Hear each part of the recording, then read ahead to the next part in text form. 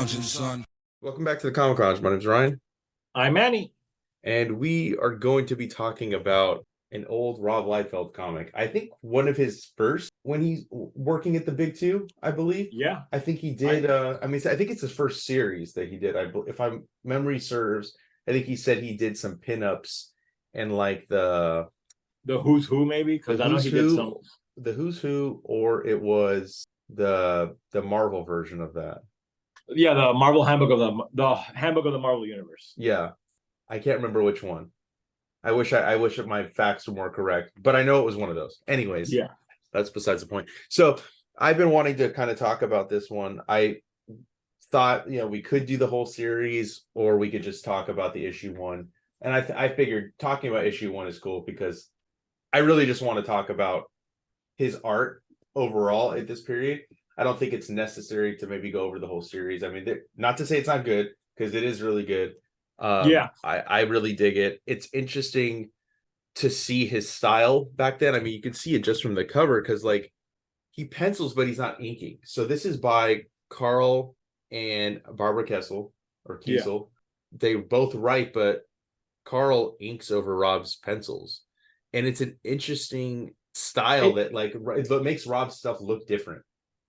It really does. And I mean, I like it. I mean, we're both huge fans of Rob, but it's always interesting to see something you've mentioned numerous times, like how his art can change depending on who's inking it and like what things they want to like bring out in it. Like we've seen him inked by Todd McFarlane numerous times. We've seen him ink himself.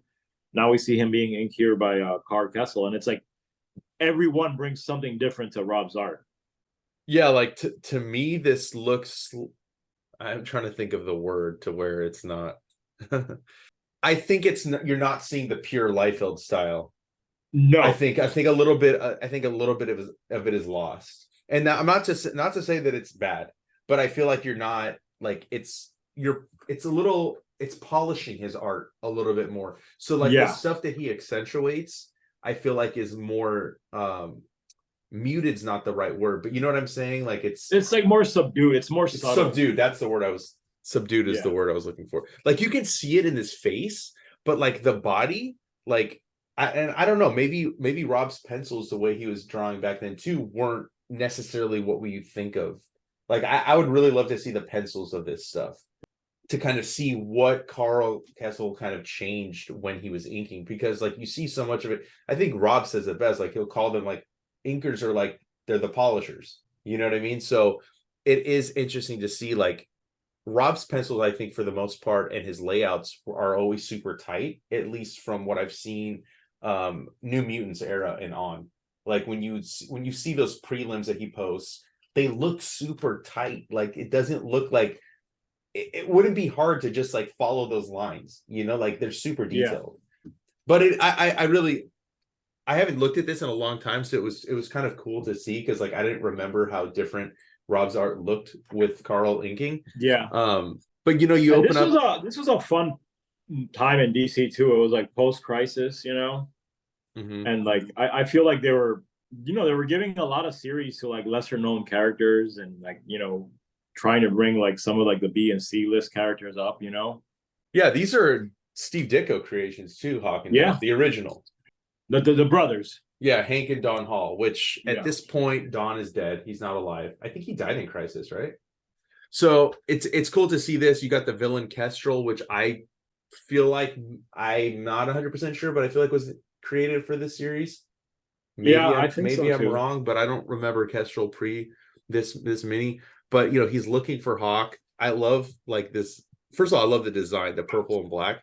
But like this image when he's got this dude trapped and he's like asking where Hank is, and he's kind of giving the backstory on like agents of order and chaos and like what he worships, just very this is very Rob up here, like that feels like him. But then like the faces, but then you see how visceral it gets like right here. Yeah, I mean he pretty much like rips this guy's face off, I know, look at all the blood too. Like this isn't something that I remember seeing a lot of. No, DC, which that's a lot of blood splattering off this dude. And then I love this too. Like not a lot is happening in these panels, and I got to think like This is also not something you would see Rob doing. That's right, yeah, because he talks about like he loves his comics to have a lot of action and movement, so he doesn't like to draw like at least it seems like too many static scenes like this. But to me, it's interesting to see him kind of draw this stuff because like to all the haters out there, like I mean, this is really good art. Like people love to rip on him for no reason, but like his art is a stylistic choice, and like looking back at this kind of stuff just makes it even more clear, Yeah, but this is also like reading this too. Like I could tell that. I mean, he's new. He's new to the game. Yeah. He doesn't have the pull. He doesn't have the pull to be like, no, I'm gonna design the pages. I'm going to plot. Like that's not what was going on in this book, and that's why you can tell like he cared more about it being fun. Every page you're looking at, exciting, energetic. Yeah. Like this to me, like I'm not trying to be negative or talk shit about it, but these pages are they're good artistically. They are good, but it's like it's not. You kind of just want to almost get through it and get to the action at this point. You're like, okay, I'll read what's going on. Like you're hearing all the police radio and the crime going out, and then you see this dude jump. Obviously, you know who it is because you're reading it. The comic, it's Hawk and Dove, so it's obviously it's Hawk. And that's the only action. And then, even here, like you get him jumping down to stop the fucking criminals. But again, like this is just. It's not your normal Liefeld stuff, and it's really interesting to see the difference of like when he was kind of given the reins were loosened, and they're like, you do what you do, do what you want. Because I think it's after this miniseries he goes to Marvel, because he talks about it too. He didn't have the best experience, which kind of sucks. He didn't have the best experience at DC during this time with editorial and stuff, and I know that he says Barbara and Karl really like went to bat for him with this book. That's one thing. Yeah, he's always expressed like how much he loves the Kesels and how like he's very happy he had worked with them because they did back him up a lot. Yeah, I love these faces, but again, like they're Liefeld, but they feel like a little bit the edges aren't as sharp. This is like Rob at his most Art Adams too. Like you really see sort of the Art Adams influence here too. Oh yeah, I totally agree. And I do love. Well, I love that. Great. I love that that ad for Cosmic Odyssey. That's one of my favorites. But I haven't read it. I need to read it. Yeah, dude, that would be a dope video too. I mean, you got Starlin and Magnola, and it's fucking great. But anyway, that opening page I think is really cool, with Hawk like landing on the car. Like it's a little bit more to like what you would see Rob do. Yeah, especially because you got the speed lines, like there's moments in the book where you're like, oh, that's Rob, but then there's the moments where you're like, okay, this is like really like Kesel and Liefeld together doing this page. Like you feel it more, I want to say, but this one definitely feels like Rob completely. I love the action here. Then you flip, a lot of action scenes here too. This is a pose he goes back to a lot. I love when he's jumping at him. You got the speed lines. That's a very Liefeld panel. You got like it's got the Kirby like perspective. Mm-hmm. The speed lines in the back. Yeah, I also really like the way he draws Hawk in here. I think he looks like a more exciting character than like previous iterations. Like I don't know what you'd call. I guess his cape. It's not really a cape, but what. Now that you mention it, dude, what the fuck is that? That is I don't know. I almost called them tassels, but I think that's probably not the thing to call them. Like, are they stiff and hard, or do they float? Who knows? I don't know. They look stiff at times, but they do, right? But whatever. But yeah, I love this. The story's okay. It's not the most serviceable.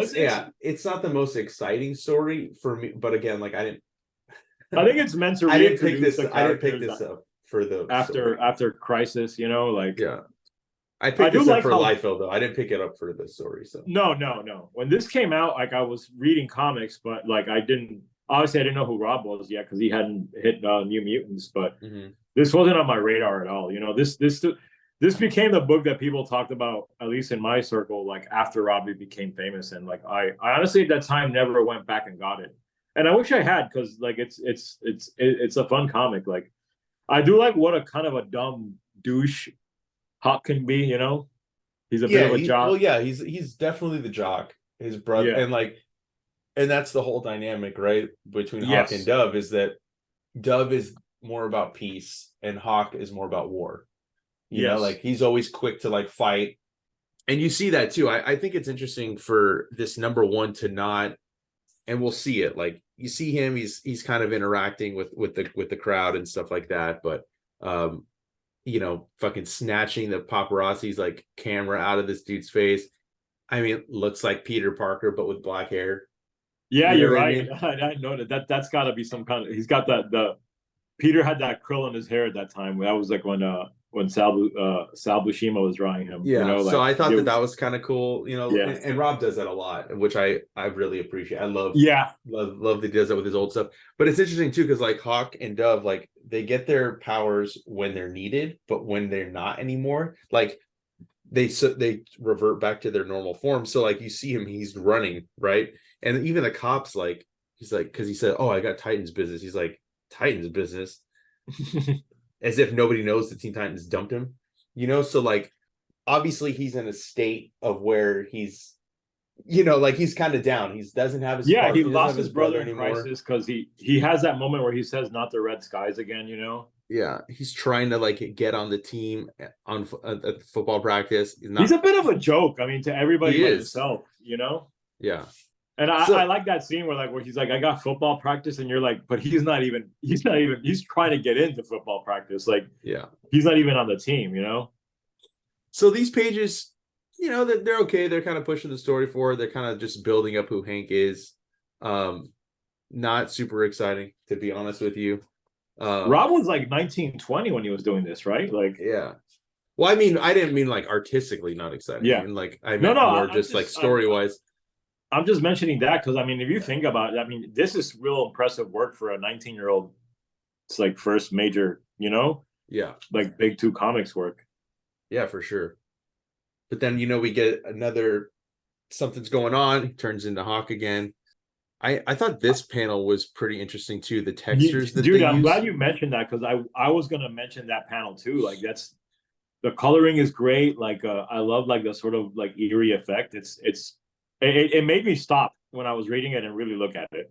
Yeah, because this is now we're 14 pages in and we're just now getting the Sort of origin. what yeah, kind of the origin, but not Yeah. quite, like you're getting more of the backstory for Hawk and like seeing his dad, but his dad's like all green, but then his brother is like colored normal, but still like they're both dead. They're both not alive. So you're getting this like back and forth and like learning how they got their powers. And even like here where he's like telling his brother, like, you need to fucking throw a punch, dude. He's like, he's like, you finally, what did he say? You finally tied him up with your own shirt, but you looked like hamburger for a week.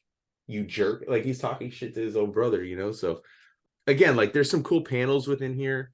The story of like, I like that they kind of get it done within like basically 2.5 pages because I guess maybe it's kind of two. If you look at these panels, they're not related to the origin, and then these aren't related either. But he's basically without his brother, so he's completely unhinged. He's got nobody to kind of ground him. That's the way I'm perceiving Hawk and Dove at this point, or Hawk. Then you cut back to Kestrel. He just looks like a fucking douche, and he's on the hunt. He's going to Washington D.C. He's trying to find Hawk. Then you get there's a little bit too much of this, if you ask me. In this book, I feel like they should have gave Rob a little bit more to do action wise in this first issue. Because there's just a lot of standing around. It's reminiscent of like when Spider-Man really had like a big focus on like his like supporting cast, and you'd have these issues of them going out to dates and shit. Like I think there's probably a little bit of them trying to bring that to the comic. I guess, I guess that makes sense, yeah. But like you're right, like Rob's strength is in action, and from hearing him talk about his work, that's what he loves to do too. So you can tell he's really coming alive in those panels and in those pages. So they're on a double date. Nothing's really happening. Just a bunch of back and forth. Nothing too crazy. He finds a way to get out. Like that he pulled something from the crime scene. They're like, oh, you should give it to the cops. So he's like, all right, I gotta get out. And then we get back into the we get some action here. Where I love that panel of him busting through the glass saying, "That's pretty dope." Yeah, that's a cool one. See that's got a Rob vibe to it, Yeah. And then I love this too. Yeah, I love that one too. And then like the lines above his head, and then Mhm. the again the speed lines when he's smashing down the door. Like you see Rob starting, you can see when he's like starting to bring like the elements that he likes in, and is Yeah, figuring out like I wonder if he inked any of the faces, because some of them feel more like him. Like this face right here does not even. If you would have told me that Liefeld drew that, I wouldn't have even. no exactly. But then you got the panel with him jumping through it, and I can kind of see the Liefeld in that. Yeah, right here too. Those are the I was waiting for you to get to that because I was on my page. Like that one where he's grinning, that does seem like a Liefeld face. Yeah. But the other one doesn't. And then the final page is really cool too. Yeah, then we get introduced to the new Dove, which this version of Dove is co-created by Liefeld, because this is the first appearance of her. Yeah. Something that the Kessels always say. And these characters have gone on to be another media. I mean, they were a big part of that HBO Max Titans series. And they're still running around the DC universe today, from what I understand, right? So yeah, I know Hawk at one point died, and then yeah, Dawn, her sister, became the new Hawk, and then during Brightest Day, Hawk was brought back to life. So was the original Dove, but then when Blackest Night, and then when it was all said and done, I think Hawk stayed alive, but not Dove, because Hawk also becomes extant in 0 hours. So I mean, that's right. Yeah, there's a whole bunch of yeah. fucking And then there's convoluted stuff. Hank Hall, which is his son, right, who became Dr. Fate. Yes. Yeah, the Hall. I mean, I do like Hawk and Dove and how they tie into like all this like mystical stuff, because their powers are magic based. But it is a fun series overall. Like I went ahead and reread it and had a good time with it. I think that if you are in any way a Rob Liefeld fan, you should definitely have at least issue 1 in your collection, because it's a different sort of feel for Rob, and it's a where he got his start, and it's just a good comic, man. Yeah, no, I enjoyed reading it. I know this is probably one of our fastest episodes that we've done, but I just really wanted to show it off and kind of like flip through real quick, because like I said, this was more for the art than anything, and I really kind of wanted to get more to the action based pages than necessarily like those quiet. I don't want to say quiet, but like the not world. I don't know, the slow pages. I that's the only way I can describe them, because like there's nothing really going on there, except a little bit of story. But I don't know. I love the book. I think it's really cool. If you can find one, go pick it up. I know there is like an old version of the trade that's out there, and I don't even think it's that expensive. So if you're a Liefeld fan, I would definitely recommend picking And this also, up. like, I love like the trade dress for this period of DC with that bullet, and like the way that the way that the covers were, and like that was a great time. That's when I was getting into comics. So like it's always nice to see series from that time. Agreed. Yeah, it's my favorite logo for sure. But yeah, go check it out if you can. Go pick it up. Definitely if you're a Liefeld fan, I can't recommend this enough. It's cool to see the way his art has changed from then to now. And yeah, follow us on social media. Our links are down below. Hit the subscribe button so you're notified every time a new vid drops. And on that note, we're out.